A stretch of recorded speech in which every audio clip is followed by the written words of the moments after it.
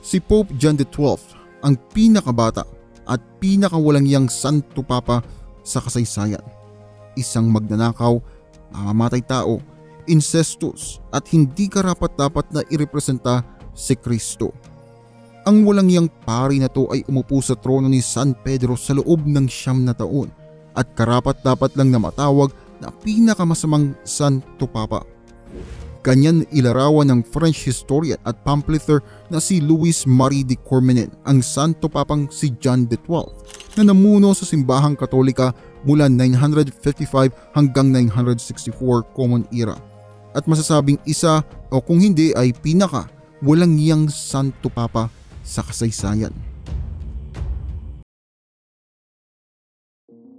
Ang pontification ni John ay dumating sa pagtatapos ng Saeculum Obscurum o para sa mga Catholic historians ay ang Dark Century. Ang tawag naman ng iba ay Papal Pornocracy na ang ibig sabihin ay rule of prostitutes. Ang Carolingian Empire na siyang pinakamagiting na tagapagtanggol at tagasuporta ng integridad at independence ng papacy ay matagal nang nag-collapse. Mula noon ang Roma at ang papacy ay kontrolado na ng makapangyarihan at kalaban ng mga Italianong pamilya. Mula nung nahalal si Pope Sergius III noong 904, ang papacy ay nasa kamay ng Theophylacti family mula kay Theophylactus, Count of Tusculum, na siyang naglagay kay Sergius sa papal throne. Sa kabuuan ng ika-10 siglo, ang anak ni Theophylactus na si Marozia ang siyang tunay na may kapangyarihan sa Roma, kaya nabansagan siyang Senatrix of Rome. Si Marozia ay mistress ni Sergius III at personal na nag-appoint ng 2. Ito ay sina Anastasius III at Lando bago patayin ang ikatlo na si John X para makuha siya, at ang illegitimate na anak ni Sergius ay nahalal bilang Santo Papa, si John XI noong 931. Matapos ay pinakasalan niya naman ang kanyang malapit na kamag-anak, si Yunang Province, hari ng Italia. Pero habang abala itong si Marozia sa pamumuno sa Roma at pagpili ng mga Santo Papa, hindi niya natutukan ng anak niyang si Alberic, ang Duke ng Spoleto na siya ring half-brother ni Pope John. Galit si Alberic sa kanyang ina dahil sa kawalang pakinito sa kanya at sa pagkakaroon nito ng favoritism kay John. Noong 932, pinangunahan ni Alberic ang taong bayan at pinasok nila ang kastel. Inalis ang kanyang ina at stepfather sa pwesto.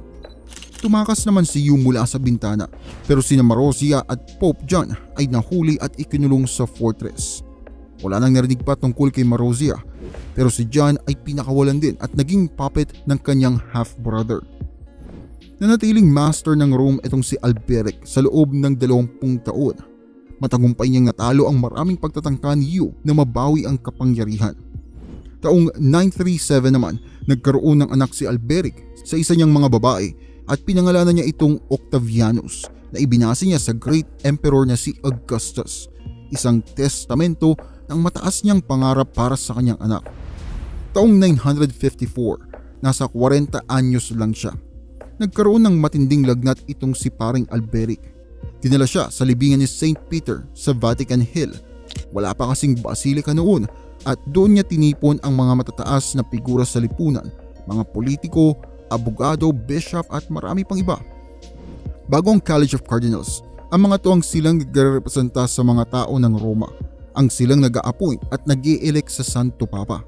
Sinabi ni Alberic na mangako silang sa oras na ang kasalukuyang Santo Papa na si Agapetus II ay namatay, ang ihahalal nilang susunod ay si Octavianus. Ilang araw lang ay namayapa na siya. Nang mamatay si Agapetus, nung sumunod na taon, tinupad ng mga lider ng Roma ang kanilang pangako. At nung ika-16 ng Desyembre taong 955, nahalal si Octavianus bilang Santo Papa at ang ginamit niyang papal name ay John XII. At yun nga ang simula ng malaking pagkakamali. Ang problema ay noong nahalal itong si John, siya ay 18 taong gulang pa lamang, ang pinakabata sa kasaysayan. Gaya ng maraming mga mayayamang kabataan, wala naman sa kanyang kaisipan ang mga espiritual at mga ecumenical na bagay. Ang gusto niya ay pag-iinom, pagsusugal at syempre pakikipagtalik.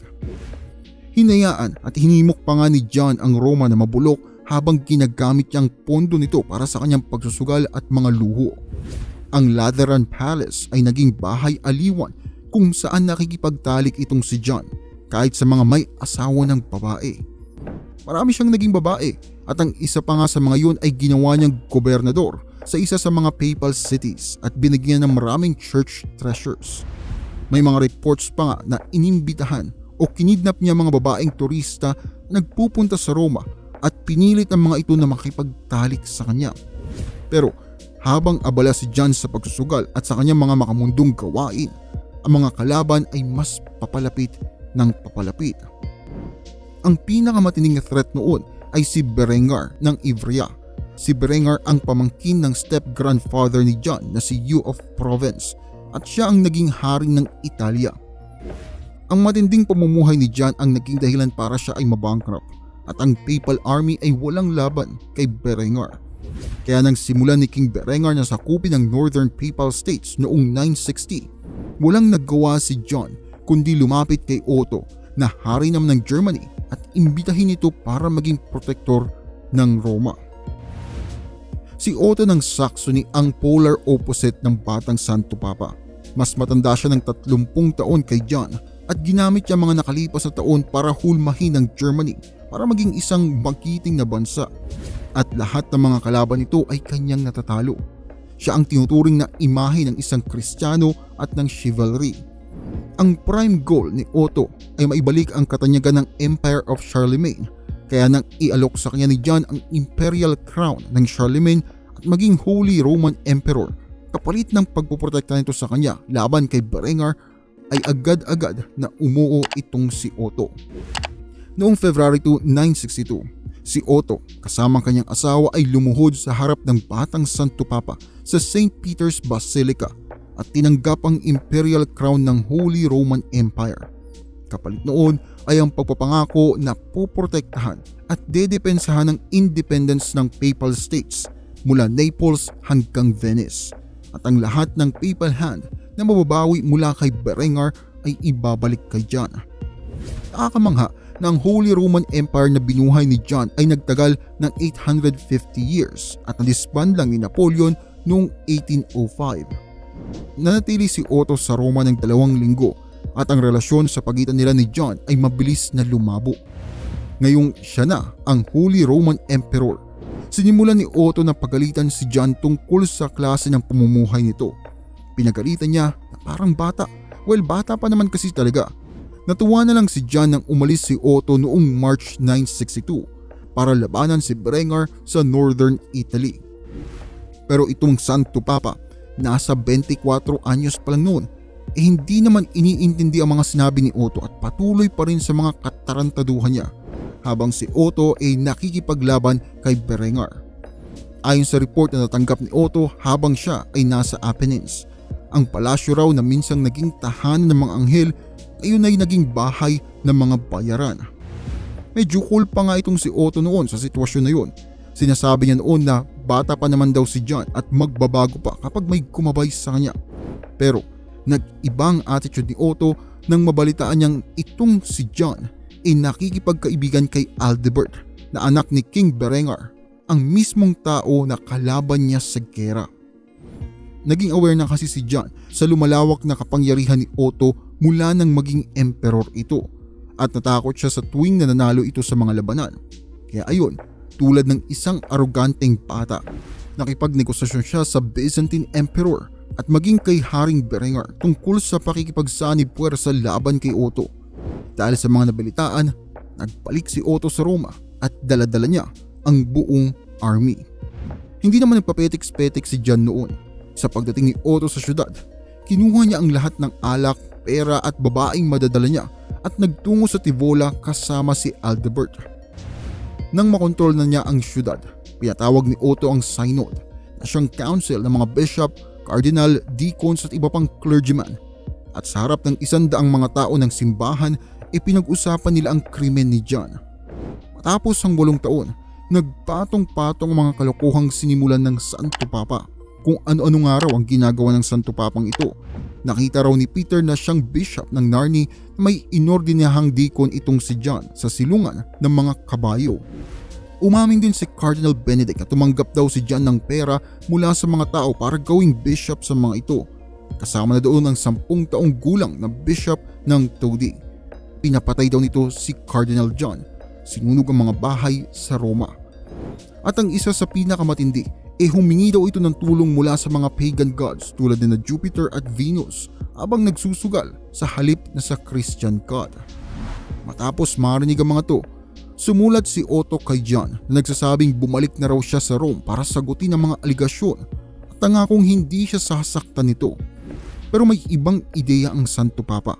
Sumulat siya pabalik kay Otto at nagsabing kung gagawa raw sila ng bagong Santo Papa, i-excommunicado raw niya ito sa Diyos at wala raw silang kapangyarihan na mag-ordina ng kahit sino o magmisa. Pero dahil sa malakas na ang loob ng mga bishops dahil nga naroroon naman si Otto para protektahan sila, tinanghal nilang excommunicated si John at noong December 1, 963, hinalal nila si Leo VIII na siyang candidate ni Otto para maging Santo Papa.